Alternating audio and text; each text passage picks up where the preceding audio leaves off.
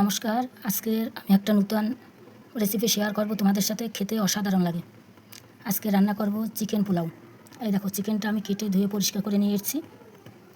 দিয়ে দেবো লবণ আর দিয়ে দেবো দই, ঘরে পাতা দই।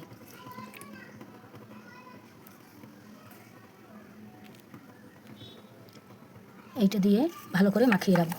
আমি চিকেনগুলো একটু বড় বড় কাটিয়ে আনছি। এই দেখো, এই দিয়ে আমি 20 মিনিট এইভাবে মাখিয়ে রাখবো। তোমরা পুরো ভিডিওটা দেখতে থাকো। এবারে ভাতটা বসিয়ে দিয়েছি। এই দেখো, ভাতটা প্রায় হয়ে আসছে। এবার নামিয়ে দেবো, গড় দিয়ে দেবো। এবার পেঁয়াজ আর রসুনটা শিলনোড়ায় বেটে নেব। বসিয়ে দিয়েছি, কড়াই গরম হয়ে গেছে, তেলটা দিয়ে দেবো। তেল গরম হয়ে গেছে, পেঁয়াজটা ভেজে নেব। পেঁয়াজটা ভাজা হয়ে গেছে। এবার যে মাংসটা মাখিয়ে রাখিয়েছিলাম দই আর লবণ দিয়ে, সেইটা একটু ভেজে নেব। এবার ভালো করে এই মাংসটা ভেজে নেব। এই চিকেন পোলাওটা করতে কিন্তু বড় বড় মাংস লাগবে। এই দেখো, বড় বড় মাংস আমি নিয়ে নিয়েছি। মাংস ভাজা হয়ে গেছে। এবার পেঁয়াজ রসুন শিলনোড়ায় বেটে নিয়েছি, এইটা দিয়ে দেবো।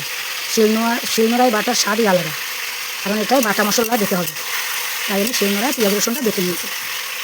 কষানো হয়ে গেছে মাংস। এবার দিয়ে দেবো টমেটো, হলুদ গুঁড়ো, লঙ্কার গুঁড়ো, আদা বাটা, জিরা বাটা, অল্প লবণ দেবো। লবণ মাখানো হতে দিয়েছি, তাই অল্প দেবো। এই চিকেন পোলাওটা খেতে এত ভালো লাগে, একদিন এইভাবে করে খেয়ে দেখবো, খেতে অসাধারণ লাগে। দিয়ে দেবো চিনি। এবার ভালো করে একটু কষিয়ে নেব।